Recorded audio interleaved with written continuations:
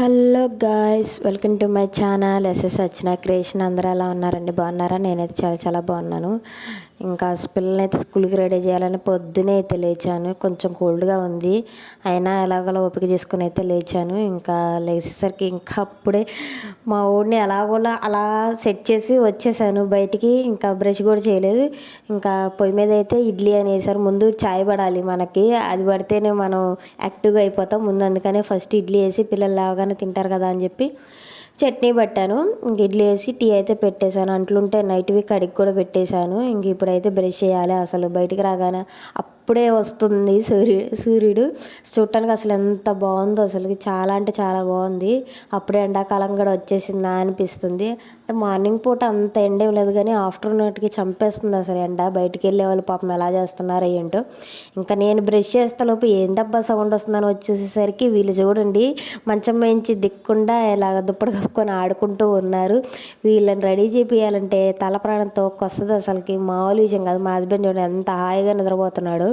నేను ఎందుకు పడుకొని ఇస్తాను? మేమందరం లేచాక ఆయన పడుకుంటే మాకు ఎలా ఉంటుంది చెప్పండి? అందుకని లేపేసి రెడీ చేసి అయితే వెళ్ళిపోయారు. ఆ క్లిప్ అయితే తీయటం మర్చిపోయాను, ఎందుకంటే హడావిడి కదా.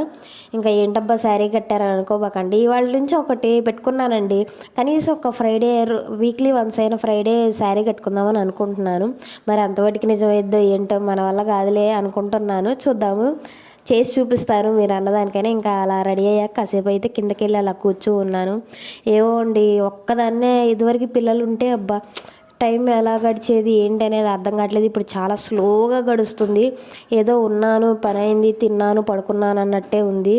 అంతేనా, అప్పుడు అదో టెన్షన్, ఇప్పుడు ఏదో టెన్షన్. ఇంకా అలా ఆఫ్టర్నూన్ తినేసి అయితే పడుకున్నాను. ఇంకా పిల్లలు కూడా వచ్చేసారు. ఇంకా రాగానే తెలిసిందేగా, మన రంజాన్ మంత్ మిస్ కాకుండా ఉండేది ఏంటిది? పాయసం.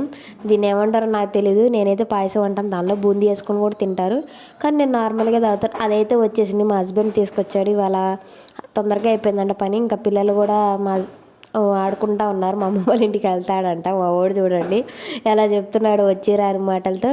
ఇంకా మా హస్బెండ్ పాయసం అది తీసుకొచ్చాడు కదా, దాంట్లో బూందీ తెస్తే ఇంక ఇద్దరం అయితే కూర్చొని తిన్నాము. ఎంత బాధపడిపోతున్నాడో, ఎన్ని కష్టాలు వచ్చినాయి అండి. కూరగాయలు కట్ చేయడం కూడా ఒక కష్టమేనా? పొద్దు నుంచి నేను ఎంత కష్టపడుతున్నాను ఫ్రెండ్స్, మీరు కూడా చూస్తూనే ఉన్నారుగా. ఒక్కదాన్నే తింటున్నా, పడుకుంటున్నా, ఒక్కదాన్నే ఉంటామంటే ఎంత కష్టం. వాళ్ళకేం తెలిసిద్ది? బయటికి వెళ్ళి తిరుగుతున్నారు కాబట్టి వాళ్ళకి అంతకేం తెలియదు.